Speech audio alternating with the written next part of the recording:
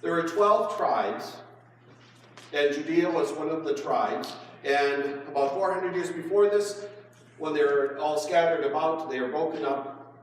And so when we say the nation of Israel, we are not talking about in this time, in Jesus' time, that all the 12 tribes are now back together. We're only saying that the country of Judea, even though it's called Israel, is back. And so Samaria was one of those 12 tribes. And so now there's Judea. They have their own government, their own system, and their own way of doing religion, and Samaria has its own as well. And the two, just like after a big family feud, do not talk to each other much, do not like each other much. But Jesus, early on in his ministry, leaves his country, and goes to Samaria.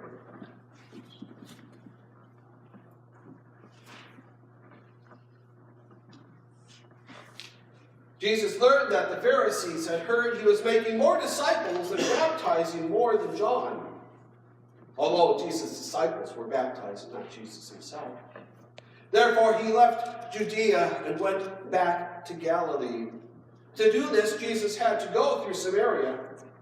He came to the Samaritan city called Sychar, which was near the land of Jacob, was given to his son Joseph.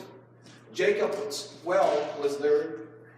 Jesus was tired from his journey, so he sat down at the well. It was about noon. A Samaritan woman came to the well to draw water. Jesus said to her, "Give me some water to drink." The disciples had gone into the city to buy some food. The Samaritan woman asked, "Why are you, a Jewish man, asking for something to drink for me, a Samaritan woman?" Jews and Samaritans did not associate with each other. Jesus responded, "If you recognize God's gift and who is saying to you, 'Give me some water to drink,' you will be asking him, and he would give you living water." The woman said to him, "Sir, don't you have a bucket and the well is deep? Where would you get this living water? You aren't greater than our father Jacob, are you? He gave this well to us. We drank from it himself, and so did his sons and his livestock." Jesus answered, "Everyone who drinks the water will be thirsty again, but whoever drinks from the water that I will give will never be thirsty again. The water I give will become, in those who drink it, a spring of water that bubbles up into eternal life." The woman said to him, "Sir, give me this water, so that I will never be thirsty, and I will never need to come here to draw water." Jesus said to her, "Well, go, get your husband and come back." The woman replied, "I do not have a husband." "You're right to say I don't have a husband," Jesus answered. "You had 5 husbands, and the man you are with now isn't your husband. You have spoken the truth." The woman said, "Sir, I see you are a prophet. Our ancestors worshipped on this mountain, but you and your people say that it is necessary to go to Jerusalem." Jesus said to her, "Believe me, woman, the time is coming when you and your people will worship the Father neither on this mountain nor in Jerusalem. You and your people will worship what you don't know. We worship what we know because salvation is from the Jews. But the time is coming and is here when true worshipers will worship in spirit and truth. The Father looks on those who worship him this way. God is spirit, and it is necessary to worship God in spirit and truth." The woman said, "I know the Messiah is coming, the one who is called the Christ. When he comes, he will teach everything to us." Jesus said to her, "I am the one who speaks with you." Just then disciples arrived and were shocked that he was talking with this woman, but no one asked, What do you want? Why are you talking to her? The woman put down her water jar and went into the city. She said to the people, "Come and see a man who has told me everything I have done. Could this man be the Christ?" They left the city and went on their way to see Jesus. In the meantime, the disciples spoke to Jesus and said, "Rabbi, eat."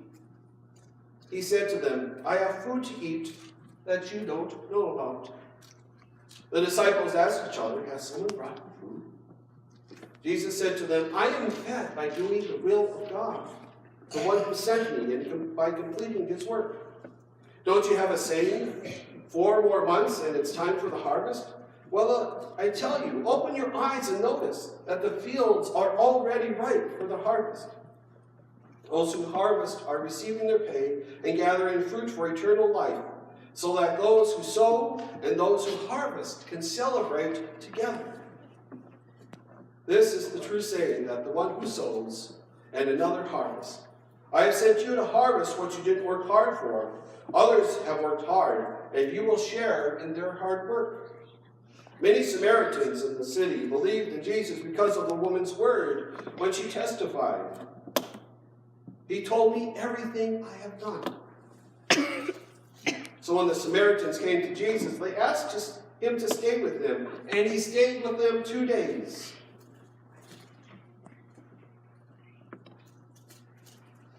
Many more believed because of his word. Blessed be the reading and the hearing, the word of God, the gathering of God's people.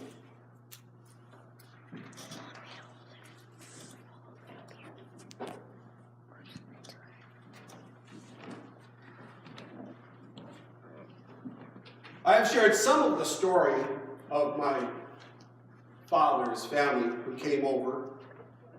They were refugees, chased out of their country of Estonia during World War II. My grandfather was conscripted when it was invaded by Germany into their army. And he was able to get his family out, and they went to Czechoslovakia. And after the war, my grandmother, who didn't know where her husband was, had 4 kids, my dad being just a baby. And they went, and World War II ended, and they were in Czechoslovakia behind the Iron Curtain. My grandmother had enough resources to bribe a U.S. soldier so that they could get across into Germany and eventually make their way into a displaced persons camp.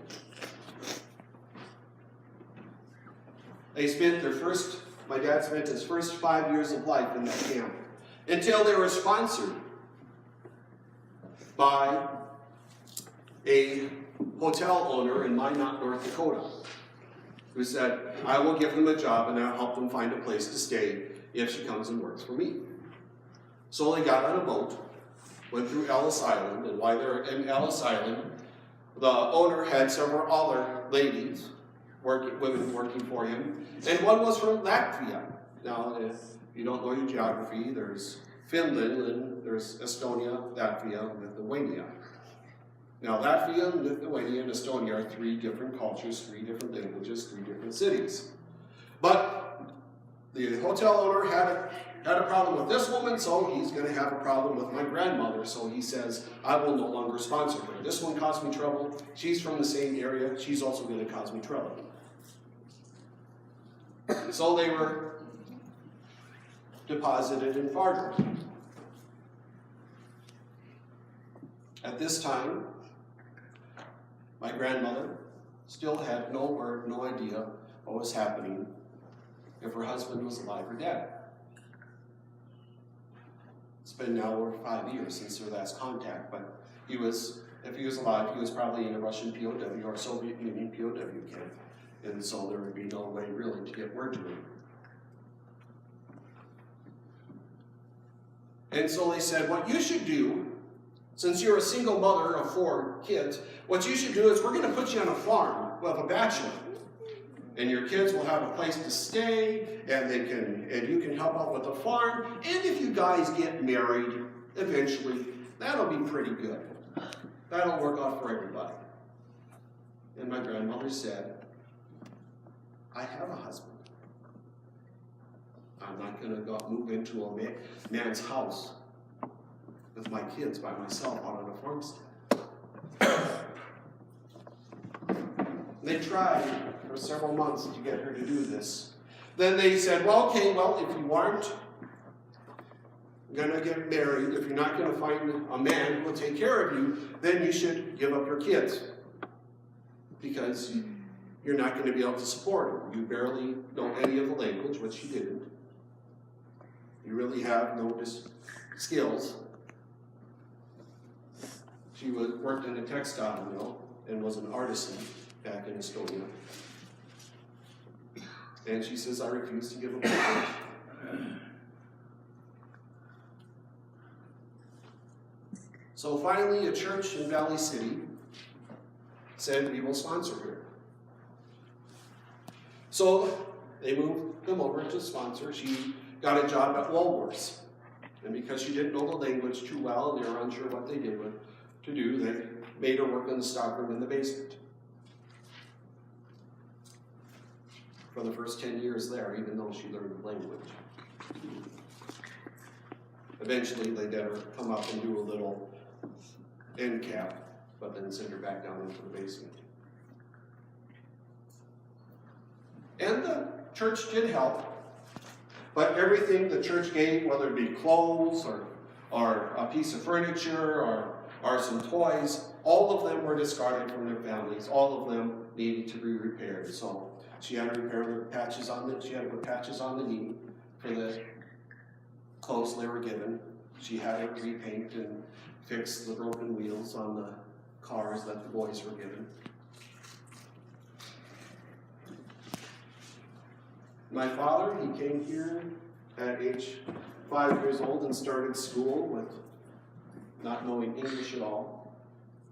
His two older sisters, they started learning English a little bit in the displaced persons camp, but they weren't sure where they were going to go until they could have gone to any country, but they were lucky enough to come here.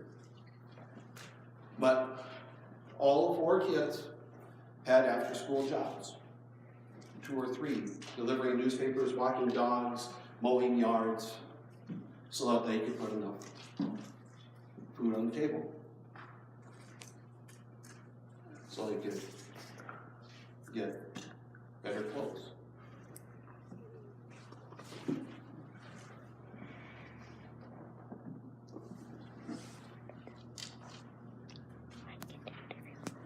Because my grandmother was in the same region as another woman, they assumed that she would cause the same problems. Because my grandmother was faithful to a husband and not just looking out for the best interest of her children, they had no idea what to do with her.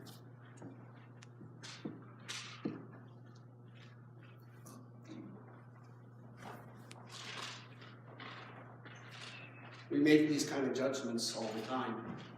Everybody does.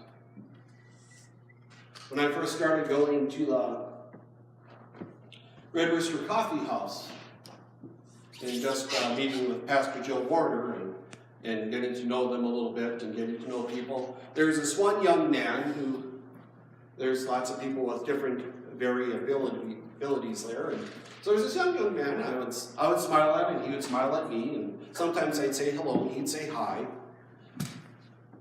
But 2 years afterwards, I walked in, and he was talking to someone, and I was bowled over. I didn't know he could speak at all besides one-word sentences.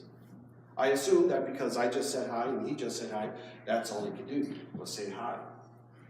He wouldn't be able to talk, and he just seemed like a friendly young man who just had very limited abilities. Why was I wrong about that? We all make judgments about people, about how they look, where they're from, what religion they have, what country they're from.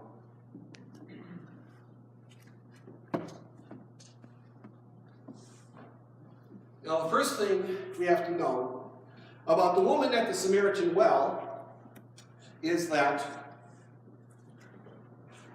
Jesus is at the well at noon. Now their village is probably 3 or 4 miles away.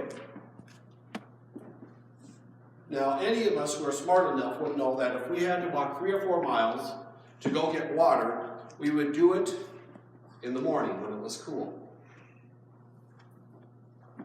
when the heat of the day hadn't quite came about yet. But here she is, coming alone in the heat of the day to get water for her household. I had a young woman in my first church in Walker who signed up for the Peace Corps, and she went to Mongolia. And so she was in a yurt, a big old tent, and they lived about 2 miles from the river. So every morning, the women got up, got their buckets, got their jugs, walked down to the river, filled them up, and brought them back, and started breakfast, and started cleaning, and started their day. And once she got the language down, or once they were able to talk to her, they said, "Oh, we hear that you have water inside your houses." And she was like, "Why, yes, we do. We have running water. So proud." And they said, "How sad. How sad that you have to stay in your house all day long, doing everything by yourself." We count it a great blessing that we in the morning can gather and we can walk together and we can share what's happening and we can talk to each other and we can help each other. How sad that you just have to sit in your house doing it all by yourself. Wow, flipped her worldview 180 degrees. So that's what women in villages did. They walked together in the morning to share, to comfort, to support, to help. But here is this Samaritan woman, not welcome to do that. She had to go in the middle of the heat, in the middle of the day, by herself, because she was not allowed to walk with the rest of the women in the village.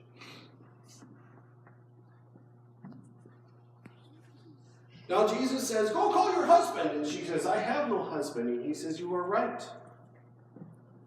You've had 5 husbands, and now the man you live with is not your husband." In that day and in that age, and you can see it in a story where the Sadducees tried to ask him, and they said, "Well, a woman got married and her husband died, so he married the brother, and then and so they had 7 brothers, and so whose wife is he going to be?" So in that culture, in that tradition, women had nothing of their own. They were their husbands. And if their husband died, they needed another man, so they went to that husband's nearest relative. So we can only surmise that the first 2 or 3 probably died. The average age of life back then was 30 years old. So she married one, farm accident, she married another, got stomped on by a cow, got married another, died of the influenza. And maybe a couple of those were saying, "I really don't have the resources, I don't have the money, I can't hardly support my own family, so I'm going to pass her along to another relative, so I'm going to divorce her and you have to marry her." So she was being passed around from relative to relative until the relatives finally said, "No, we can't do it anymore." So, what was she to do? She had no house of her own, she had no savings of her own, she had nothing. She needed to eat, she needed protection. So she went to live with a man.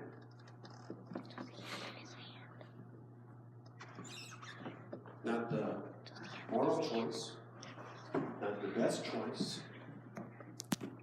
but more than likely it was her only choice.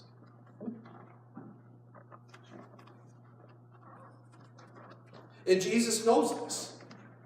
Go call your husband. You are right, you have no husband. You've had 5 husbands, and now you just live with a man. He is not your husband.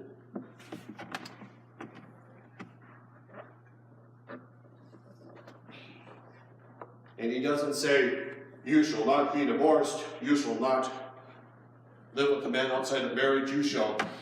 You are a harlot. You are an unclean woman. Get away from me. You are a Samaritan woman. That even makes it worse.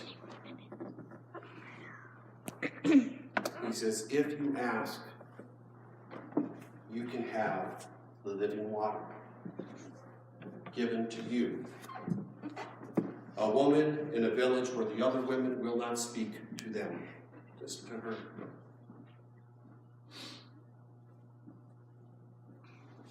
I will give you something more than you could possibly hope for and couldn't even imagine in your current circumstances.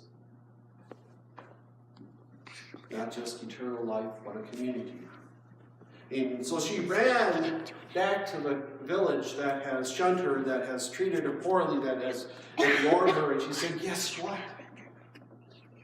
I have found him. I have found the Messiah. I have found the one who told me everything about my life. And he spoke to me. He talked to me. He offered me forgiveness and salvation and wonderment and life.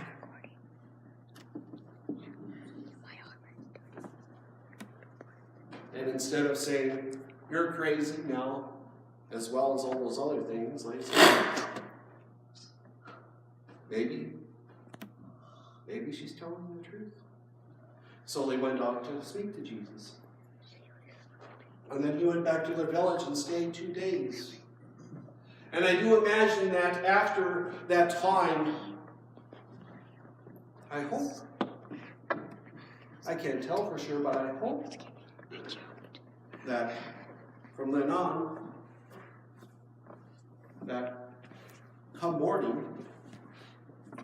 coming the time when they go to Jacob's well to draw water for the village, that she is now a part of that group again. Because if they believe that Jesus is the Messiah and he can talk to her, well, maybe, just maybe we should too.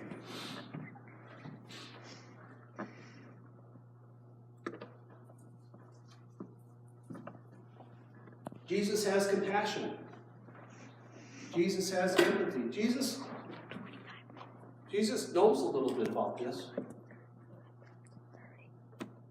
Because as we read in the confirmation material on Wednesday afternoon, we talked about, Joseph in the Gospel of Matthew. Joseph learns that his fiancée is pregnant. He knows it's not his. And Joseph, being an honorable man, not demanding his rights and his vengeance and his punishment, he plans to dismiss her quietly, not wanting to harm her. He has every right to. And then an angel comes and says, don't worry. The child is special. The child will be the Savior.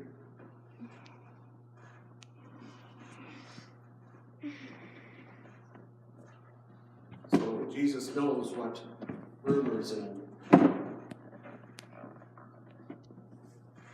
not traditional families are about.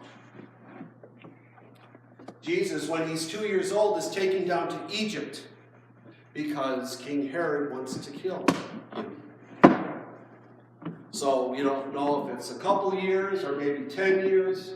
We know that Jesus was down, about 2 years old, went down to Egypt, and eventually he made his way back up to Nazareth in Galilee. So he was a refugee in Egypt, in a foreign land, growing up among strangers. And then when they went to Nazareth, he probably spoke Egyptian. And really bad. They didn't speak Hebrew, they spoke Amoraic. Probably spoke that badly so he probably got teased about that.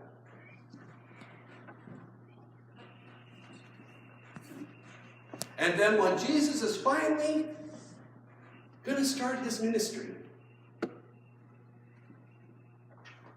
when Jesus finally says, let's start. Come and follow me. Come and see. You remember that a couple weeks ago? Come and see. Come and follow me. Nathanael says to Philip, come and see. We have found the Messiah from Nazareth. And what is his response? Can anything good come from that town? That follows Jesus all through his ministry. Jesus is from Nazareth? Nothing good from that town ever shows up. Just a bunch of hicks out there.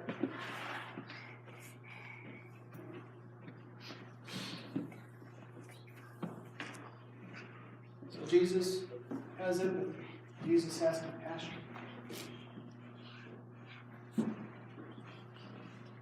He knows what it's like to be an outsider. And he knows how to welcome people back into community, back into the fold, back into the kingdom of God. That is why Jesus was sent to you, to save the world.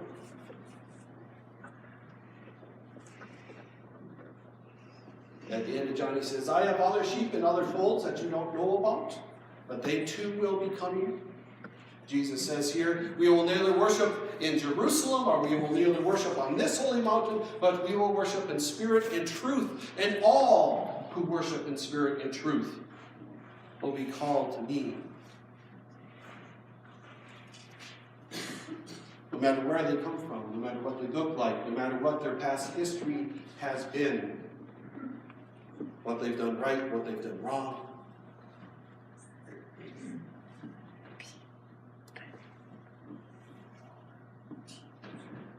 Then Jesus tells his disciples, now is the time for the harvest. Others have been working. You are here to reap. In spirit and truth. Go and find those who need to be found. Go and bring in those who need to be brought in. Go and help those who need to be helped. Go and save those who need to be saved. From themselves, from society, from all that is wrong.